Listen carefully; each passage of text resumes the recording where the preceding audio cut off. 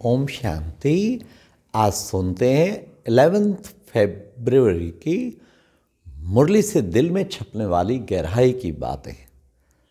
आज दिल में छपने वाली जो बात थी बाबा की, बाबा ने कहा मैं रोज अमृत वेले आता हूँ और बाबा के सामने सब सेंटर्स के बच्चे रहते हैं।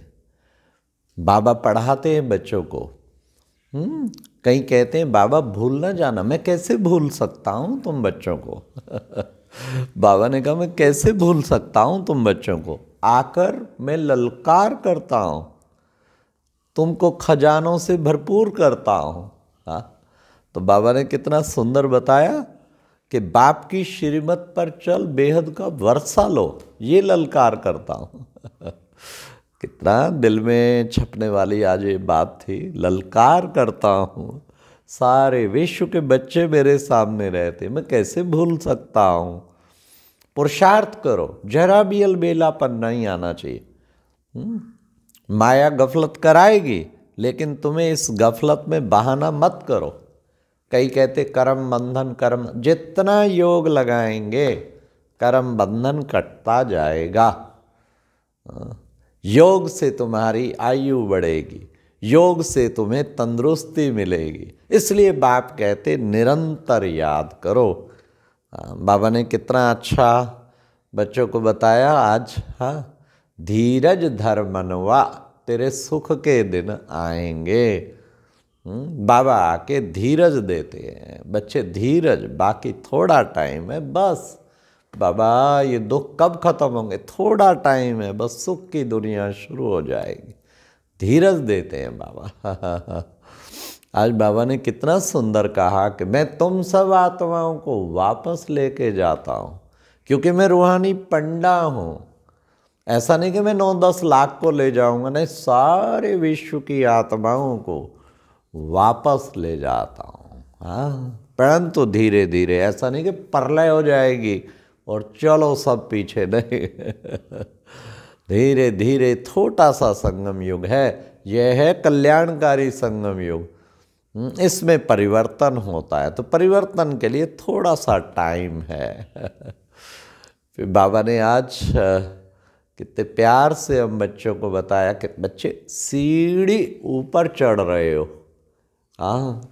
फिर सतयुग से सीढ़ी नीचे उतरेंगे, लेकिन उनको ज्ञान नहीं है देवी देवताओं को कि हम नीचे उतरेंगे, फिर तो सर का मज़ा ही खत्म हो जाए।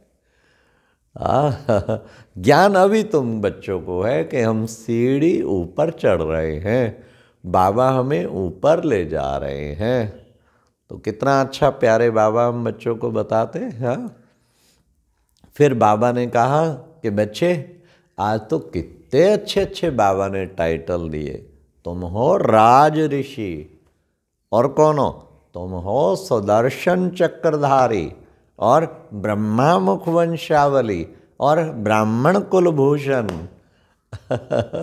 बाबा ने कहा ये अटल अडोल निश्चय हो ना कि हम राज ऋषि हैं, तो फिर देखो बच्चे, फिर कितना ना तुम्हें रहे कि हम सुख के दिन हमारे आ रहे, हम सुख के दिन, ये संगम है ही सुख के दिन, फिर तो इस सुख से ही दिन व्यतीत हों, लेकिन अटल अडोल निश्चय हो कि हम राज ऋषि हैं।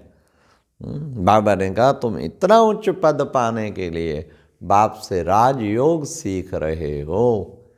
बाबा माया के तूफान आते आएंगे बच्चे, लेकिन बच्चे तुम योग में रहेंगे, धीरे धीरे सब तूफान खत्म हो जाएंगे बाप धीरज देते हैं, बस थोड़ा बच्चे पूरे पुरुषार्थ करो, अच्छे श्रीमत पर चलो, कदम कदम श्रीमत पर तुम बच्चों को चलना है।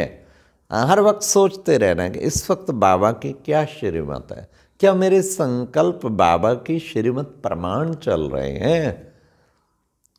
संकल्पों में ये खत्म हो जाए, वो ऐसा ये ऐसा, उसने ये किया उसने ये किया, फिर तो साधारण संकल्प हो गए ना। श्रीमत चले, श्रीमत प्रमाण संकल्प चले। और श्रीमत प्रमाण संकल्प क्या है? हर वक्त अच्छे अच्छे समान, हम राज ऋषि, हम राजयोगी, हम संगम युगी कल्याणकारी ब्राह्मण, ये है श्रीमत प्रमाण संकल्प। तो हमें श्रीमत प्रमाण चलेंगे। तो श्रीमत प्रमाण चलना ही निरंतर योगी बनने का तरीका है। पल पल बाबा की निरंतर योग, फिर ऐसा लगा रहे, बुद्धि हर वक्त बाबा के साथ जुटी रहेगी। बुद्धि तब बाबा ने कहा, बच्चे मुझे निरंतर याद करो, तुम बच्चे मुझे भूल जाते हो, मैं तो तुम्हें नहीं भूल सकता हूँ, भले तुम इतने बच्चे हो, मैं नहीं भूलता हूँ तुम बच्चों को। तो बाबा ने आज कितना अच्छा हम बच्चों को बताया कि बच्चे देखो कैसे बाबा आके तुम बच्चों को फिर से इतना ऊंचा बनाता है, जो तुम बच्चों का सारे उससे विकार खत्म हो जाते हैं। फिर बाबा ने आज धंधे पे कहा। धंधा कौन सा है बच्चे तुम्हारा? इस कल्याणकारी संगम युग पर धंधा है क्या? नर से नारायण बनाने का, नारी से लक्ष्मी बनाने का। बाबा विरला कोई व्यापारी ये व्यापार करे। तो बाबा ने भी देखो बच्चे, बाबा आके बलि चढ़ा। बाबा किनको चुनता है? गरीब और साधारण को। ये बच्चे साधारण था, हाँ गरीब तो नहीं था, फिर कैसे संभाल करता इतनी यज्ञ की। ब्रह्मा बाबा जब आए तो भले बाबा के अकाउंट में टोटल पार्ट उसके हिस्से में 14 लाख आया, जो आज के करोड़ों के समान है, लेकिन उसको भी बाबा साधारण कहते हैं। साहूकार तो समझो बड़े बड़े, जैसे हमारे बहुत अरबों में जो घूम रहे हैं, बाबा उसे बाबा कहते हैं साधारण तन में प्रवेश किया। फिर इसके द्वार देखो बच्चे, तभी तो साधारण में किया, गरीब में करता तो संभाल थोड़ी होती यज्ञ की। तो इस धन को इसने समर्पित किया, संभाल कर रहे। बलि चढ़ गया बाबा के ऊपर। तुम बच्चे भी इनको देख के और भी बलि चढ़ गए। तो हम चेक करें हम कितना बलि चढ़े हैं। ब्रह्मा बाबा ने कहा फॉलो फादर। फिर क्या हम ब्रह्मा बाप समान अपना तन मन धन बाबा के ऊपर बलि किए हुए हैं? बलि चढ़ना है, ये सबको बाबा ने खास कहा। मेरा जरा भी कोई विकार और संस्कार कुछ रह न जाए, तब कहेंगे बलि चढ़ना। फिर आज बाबा ने कहा, बाप तुम्हें रूहानी यात्रा पर ले जाते हैं। बाप पंडा बन सब बच्चों को ले जाएंगे। हाँ, वो दिन दूर नहीं जब बाबा आत्माओं को अपने साथ वापस ले जाएंगे कि बच्चे चलो अब घर, अब तुम्हारा घर तुम्हें खींच रहा है। उसकी खींच अनुभव होनी चाहिए, उस साइलेंस वर्ड की खींच अनुभव होनी चाहिए। तो बाबा ने आज कितना सुंदर कहा, ऊंच पद पाने के लिए बच्चे सर्विस भी करनी है। देखो मम्मा बाबा कैसे अच्छी तरह से सबको समझाते हैं, तुम्हें भी बड़ी अच्छी सर्विस करनी है।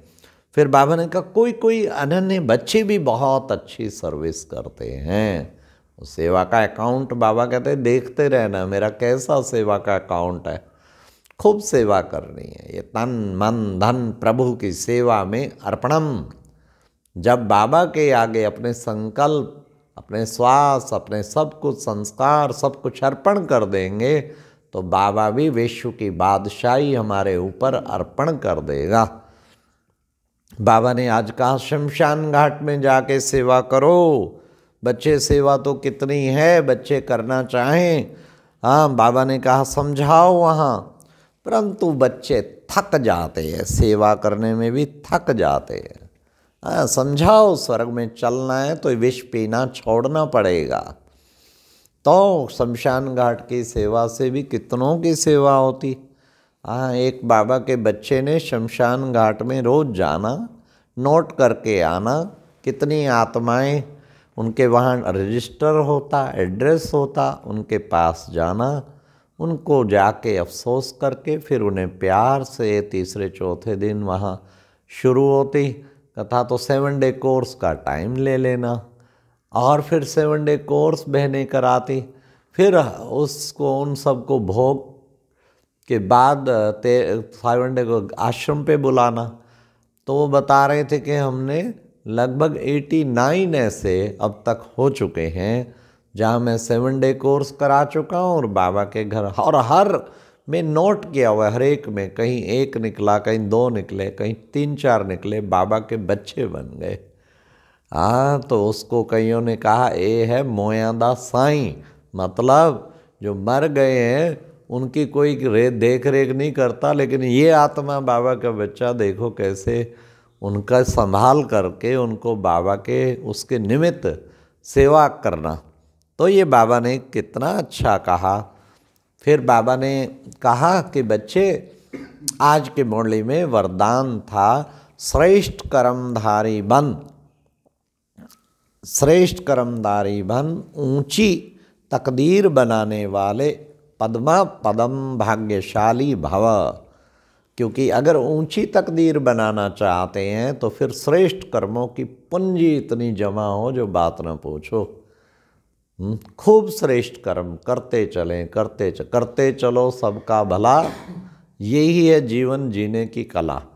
तो सारा दिन हमें श्रेष्ठ कर्मों की पूंजी कितनी जमा की, रात को सोएं तो बाबा की शाबाश मिले कि बच्चे तुमने आज दिन भर में कितनी पूंजी जमा की।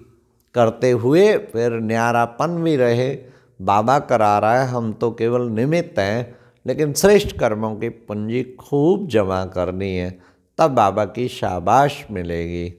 तो ये है श्रेष्ठ कर्मों की पूंजी जमा करना। फिर आज बाबा ने स्लोगन में भी कहा किस्मत। बाबा ने क्या विशेष कहा कि बच्चे अपने संतुष्टता की विशेषता के द्वारा, अपने संतुष्टता की विशेषता के द्वारा अनेकों को संतुष्ट करना ही संतुष्ट मणि बनना है। संतुष्टता की पर्सनैलिटी के द्वारा अनेकों को संतुष्ट करना ही संतुष्ट मणि बनना है। तो सदा संतुष्ट, मैं भी संतुष्ट, सबको संतुष्ट, बाबा भी संतुष्ट। जितना संतुष्ट करेंगे संतुष्ट मणि बन जाएंगे। और बाबा ने आज कितना सुंदर कहा, मातेश्वरी जी ने भी कहा किस्मत बनाने वाला कौन? परमात्मा, और बिगाड़ने वाला रावण। और भारत की जब धर्मगलानी होती तभी बाबा आता है संगम युग पे। ओम शांति। ये थी मुरली में दिल में छपने वाली गहराई की बातें। ओम शांति।